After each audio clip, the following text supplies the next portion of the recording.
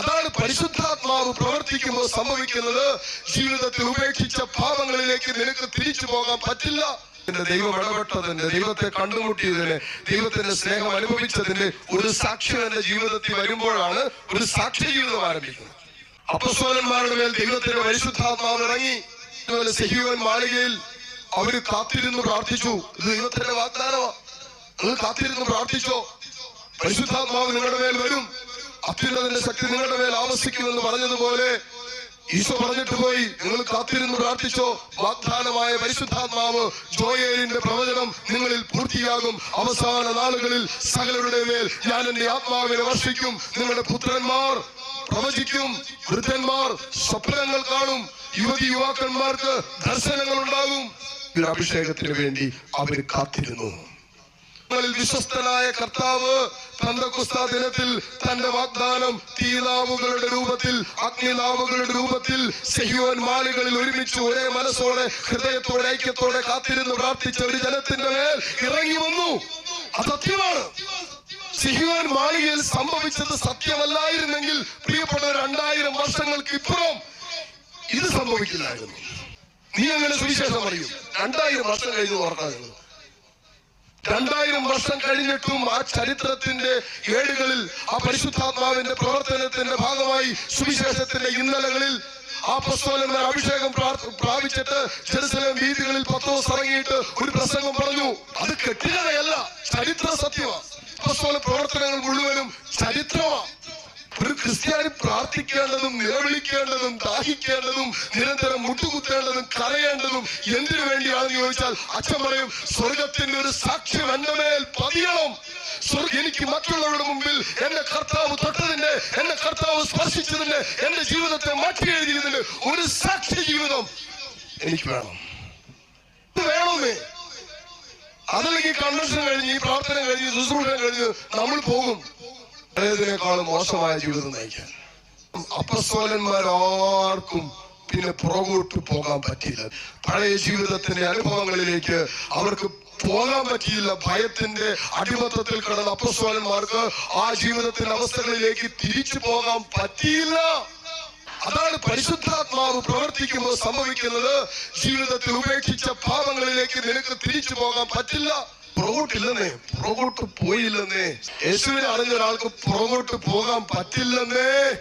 അറിയേണ്ടതുപോലെ സുവിശേഷം ചങ്കിലേറ്റിയ, സുവിശേഷത്തെ അറിഞ്ഞ, ആത്മരക്ഷയ്ക്ക് വേണ്ടി മാത്രം ജീവിതത്തെ സമർപ്പിച്ചിട്ടുള്ള ഒരു ദൈവ വൈതലിന് പുറകോട്ട് പോകാൻ പറ്റില്ല. എങ്ങനെ പുറകോട്ട് പോകാൻ പറ്റും? മുമ്പിലെ എസെക്കിയേൽ പ്രവാചകൻ എഴുതി വെച്ചിരിക്കുന്നത് പോലെ ജെറുസലേം വീഥിയുടെ നടുവിൽ ഇതാ പാപത്തിന്റെ പടുകുഴിയിൽ കിടക്കുന്ന ഒരു ജനത.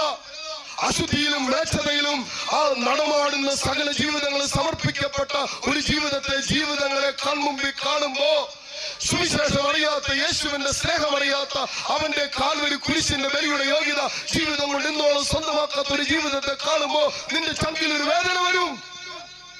മുന്നോട്ട് പോകാനല്ലേ പ്രേരിപ്പിക്കൂ. കർത്താവിനെ അറിയാത്തവരുടെ ഇടങ്ങളിലേക്ക് പോകണം. സുവിശേഷം എത്താത്ത ഇടങ്ങളിലേക്ക് പോകണം. കർത്താവിന് ഇന്നുവരെ സ്വന്തമാക്കാത്ത ജീവിതത്തിന്റെ ഇടങ്ങളിലേക്ക് യേശുവാകുന്ന ജീവനെ കൊടുക്കാൻ ഞാൻ ഈ ലോകത്തിലേക്ക് വന്നത് ജീവൻ ഉണ്ടാകാനും അത് സമൃദ്ധമായി ഉണ്ടാകാനും വേണ്ടിയിട്ടാണ്. ഈ ജീവന്റെ സമൃദ്ധിയില്ലാത്ത ജീവിതങ്ങളെ കാണുമ്പോൾ നിന്റെ ചങ്കിൽ ഒരു നൊമ്പരമുണ്ട്. കാരണം എന്താ? ഈ നിലകളിൽ ഈ ജീവനില്ലാത്ത അവസ്ഥയിൽ നിന്നും ജീവന്റെ സമൃദ്ധിയിലേക്ക് നിന്നെ കൈപിടിച്ച ഒരു ജീവന്റെ നാഥൻ നിന്റെ ചങ്കിലുള്ളപ്പോ അത് ഇവന് കൊടുക്കണ്ടേ, അത് ഇവൾക്ക് കൊടുക്കണ്ടേ, അത് ഇവനറിയണ്ടേ, അത് ഇവനറിയണ്ടേ. ഇത് നടക്കണമെങ്കിൽ ഒരു സുവിശേഷത്തിന്റെ, സ്വർഗത്തിന്റെ കയ്യൊപ്പ് നിന്റെ മേൽ ഇറങ്ങണം. അനുഗ്രഹം കിട്ടിയതും കുറെ പറഞ്ഞു. ഇപ്പൊ അവിടെ വന്നൊന്നും ഒരു വിഷയമല്ല. അതല്ല രോഗം മാറി നാളെ രോഗം വരാം. ആ രണ്ടാമത് നിനക്ക് രോഗം വരുമ്പോ നിനക്ക് ചംകുറപ്പോടെ രോഗത്തെ നോക്കിയിട്ട് പറയാൻ പറ്റുമോ ഈ രോഗത്തിന് എന്നെ തോൽപ്പിക്കാൻ പറ്റില്ലെന്ന്? എങ്കിൽ അച്ഛൻ വിശ്വസിക്കും. അവിടെ പരിശുദ്ധാത്മാവുണ്ടെന്ന് അച്ഛൻ പറയും. വചനം കേൾക്കുന്നവർക്ക് കർത്താവ് കൊടുക്കും ലക്ഷക്കണക്കിന് രൂപ. ഈ 5 ദിവസം, ഈ 2 ദിവസം വചനം കേട്ടപ്പോ മുടങ്ങിക്കിടന്ന ലക്ഷക്കണക്കിന് രൂപ ഇന്നലെ കിട്ടിയെന്ന് പറഞ്ഞ സാക്ഷ്യം പറഞ്ഞു. കിട്ടും. വചനത്തെ മാനിക്കുന്നവരെ ദൈവം മാനിക്കും. ഇത് വചനമാണ്, വചനത്തിന്റെ വാക്ക്. ഇത് സംഭവിക്കും. അതല്ല വിഷയം. കർത്താവിന്റെ കാൽവരി കുരിശിന്റെ ആ സ്നേഹത്തിന്റെ ബലിയുടെ കയ്യൊപ്പ് നിന്റെ ഹൃദയത്തിലുണ്ടോ? ഇതാണ് വിഷയം. ഒറ്റ കാര്യത്തിന് വേണ്ടി മക്കളെ ഈ ആരാധനയിൽ നിങ്ങൾ നിലവിളിക്കാവും. ബാക്കി എല്ലാ കാര്യങ്ങളും കർത്താവ് തരും. ബാക്കിയെല്ലാം ദൈവം കൂട്ടിച്ചേർക്കും. ആ ക്യാൻസർ നിന്ന് മാറും, നിന്റെ ട്യൂമർ നിന്ന് മാറും, തളർന്നിരിക്കുന്ന ജീവിതങ്ങളിൽ നിന്ന് ഫലം പ്രാപിക്കും. അടഞ്ഞുപോയ മേഖലകളെല്ലാം ദൈവത്തിന്റെ ആത്മാവ് തുറക്കും. കാരണം പറഞ്ഞത് ദൈവമായതുകൊണ്ട് ദൈവം പ്രവർത്തിക്കും. പക്ഷെ കർത്താവ് പറഞ്ഞു, മത്തായിയുടെ സുവിശേഷം 6:33, ആദ്യം നിങ്ങൾ അവിടുത്തെ രാജ്യവും നീതിയും അന്വേഷിക്കും, ബാക്കിയെല്ലാം ഞാൻ കൂട്ടിച്ചേർക്കാം. ഒരു ലക്ഷ്യമാണ്. ഞാൻ എന്തിനു വേണ്ടിയാ കരയുന്നത്? നഷ്ടങ്ങൾ നേടിയെടുത്ത് വീണ്ടും നശിച്ചു പോകുന്നവയ്ക്ക് വേണ്ടിയല്ലേ കരയുന്നത്?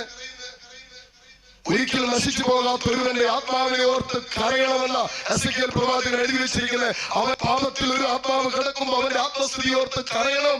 നശിച്ചു പോകുന്ന ഒരു ആത്മാവിനെ കാണുമ്പോൾ ആത്മസ്ഥിതി ഓർത്ത് നിനക്ക് കരച്ചിൽ വരണം. ഇതാണ് സുവിശേഷത്തിന് വേണ്ടിയിട്ടുള്ള കരച്ചിൽ. ഇതാണ് പരിശുദ്ധാത്മാവിലുള്ള ദാഹം. അതാണ് ഈശോ പറഞ്ഞത്.